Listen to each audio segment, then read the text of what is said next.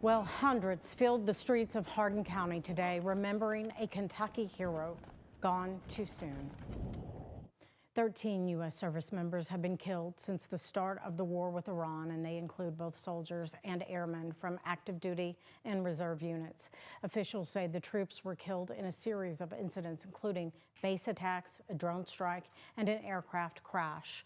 All were supporting U.S. military operations across the Middle East. And today, family members, friends, and the community and service members honored the life of 26-year-old Staff Sergeant Benjamin Pennington, the first Kentuckian killed in the war with Iran. He was a Glendale, Kentucky native who died on March 8th from injuries sustained after the March 1st attack in Saudi Arabia. Pennington served in the Army since 2017 and was assigned to a space battalion. He's remembered by his commanders as a dedicated leader. Our Ian Hardwick and photojournalist Connie Offit joined community members at his procession today.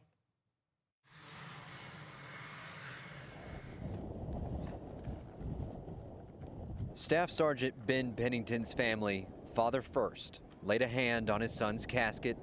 Then came Pennington's mother and his sister. If Ben had known in 2017 that you're gonna die when you're 26 for your country, I honestly think he would have done it anyway. He landed at Fort Knox, killed in an airstrike on a U.S. Army base in Saudi Arabia. Now, back in his Kentucky home. You know, this is why we started this, because, you know, people are so supportive. 25-year Army veteran Maria Cantu waited for Pennington's procession in Elizabethtown.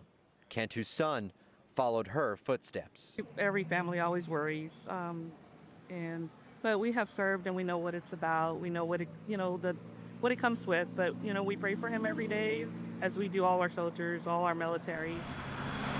As more people joined the ride, the procession passed the veterans in Vine Grove. Jimmy Baker spent 20 years in the Coast Guard. He paid the ultimate sacrifice for his country, and he should be honored the way he got honored today. That meant a lot to see that today. I'd never see that in my lifetime. It's never easy. Jeffrey Kennedy served 21 years in the Army. It's always in the back of your mind, but you're always trying to live your life to move forward.